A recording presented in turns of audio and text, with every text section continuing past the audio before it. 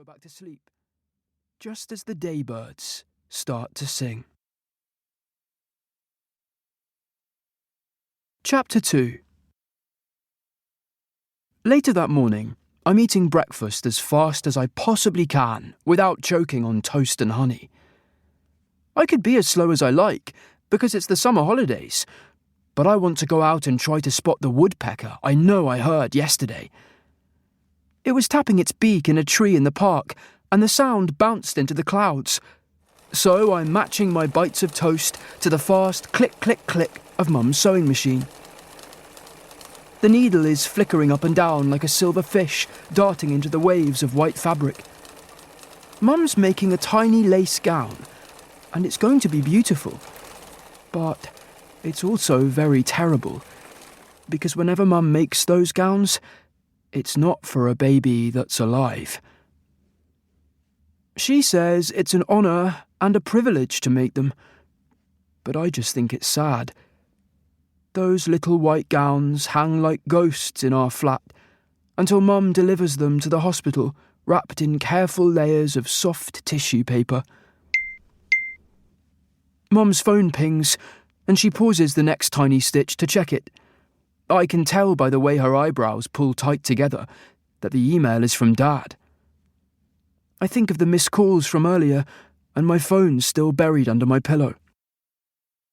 "It's from your dad," Mum says, but I already knew that. Her eyes scan down the blocks of text. There's a lot of it. Dad normally sends one line, like, "Happy birthday. Well done, champ. Georgia and I bought a kitten. See pic." Dad doesn't have a lot to say to us, but that's okay. I never really know what to say to him either.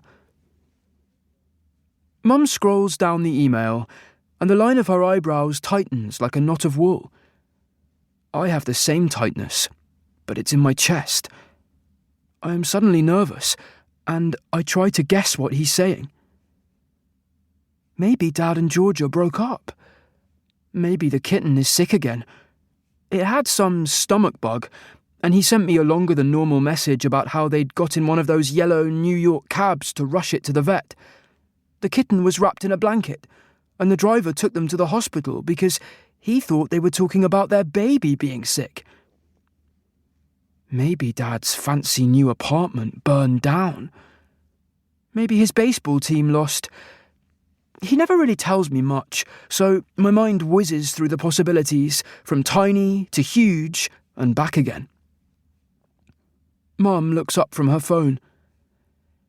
"He says he's coming to the UK," she tells me. I wouldn't have ever guessed that in a million years. Dad always comes in the winter. I can only imagine him dressed in his dove-grey soft wool coat and cashmere scarf, standing in the dull, pale light of December skies. He comes and lights Hanukkah candles with us and eats the doughnuts Mum makes. He always gives me a present that's expensive and which he thinks I'll love. My wardrobe is heaving with baseball caps and T-shirts that tell me I love NY. There are stiff leather mitts for catching balls, and oversized American football shirts, and fancy trainers that you can't get dirty.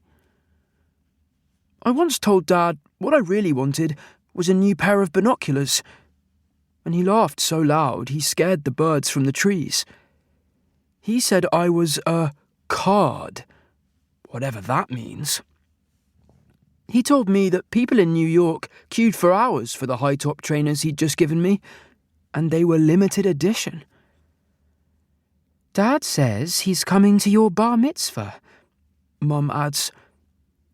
Her eyebrows are disappearing up into her hairline now. My mouth hangs open. A lump of honeyed toast falls out of my mouth. It lands on the table with a wet and sticky thump. I didn't know you'd invited him, I say, and I swipe at the honey mush on the tablecloth.